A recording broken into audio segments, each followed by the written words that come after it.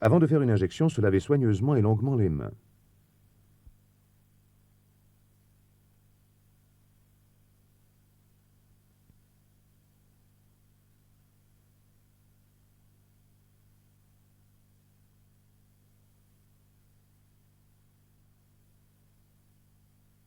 Il existe 3 types de seringues. La seringue classique en verre ou verre et métal. Elle doit être stérilisée ainsi que son aiguille avant chaque emploi.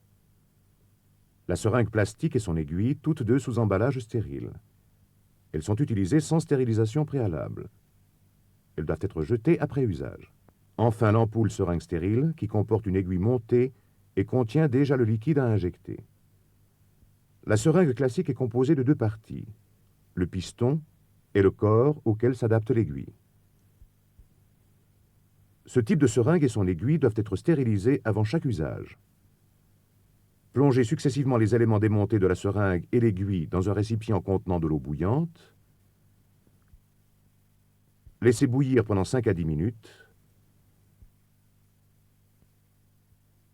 Avec une pince désinfectée, retirez le corps de la seringue, puis le piston et l'aiguille.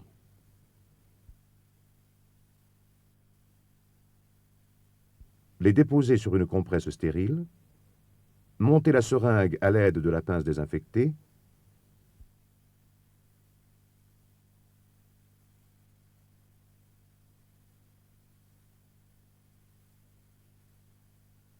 Adaptez l'aiguille à l'embout.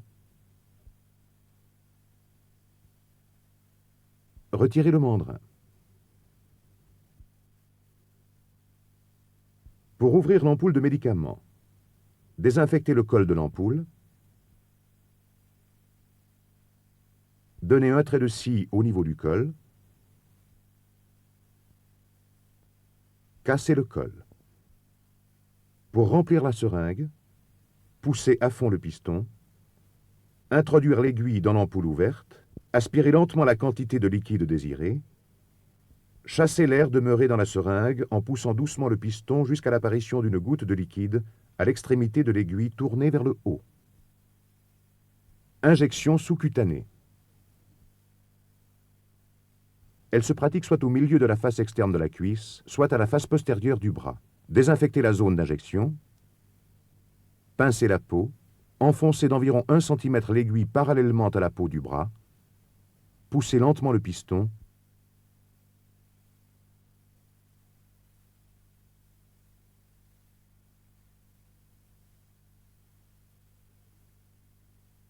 retirez d'un geste vif l'aiguille en désinfectant le point d'injection.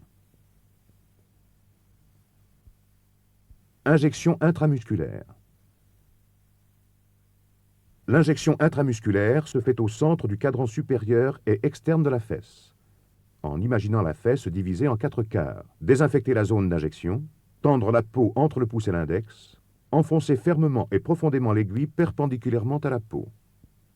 Poussez lentement le piston.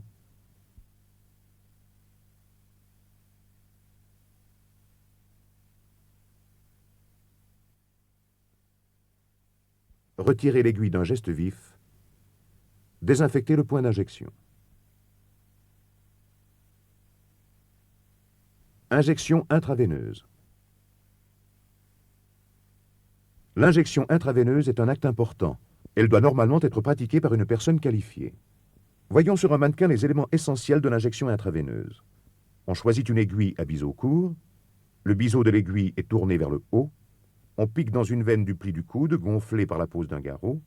L'aiguille pénètre d'abord à travers la peau, puis, dans un deuxième temps, est engagée dans la veine. Le reflux du sang dans la seringue indique que l'aiguille a bien pénétré dans la veine. Voyons maintenant l'ensemble de la procédure réelle. Le sujet est couché. Posez un garrot au tiers moyen du bras. Faire gonfler les veines en massant de bas en haut l'avant-bras du sujet qui ferme le poing. Désinfecter le pli du coude.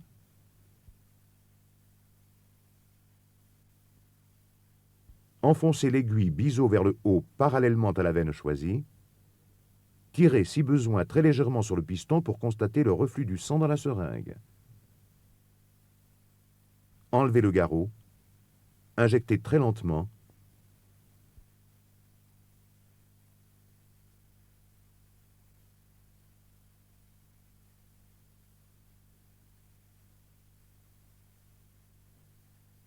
Retirez l'aiguille, déposez un coton imbibé de désinfectant au lieu d'injection, repliez l'avant-bras sur le bras pendant quelques instants, mettre un petit pansement stérile sur le point d'injection.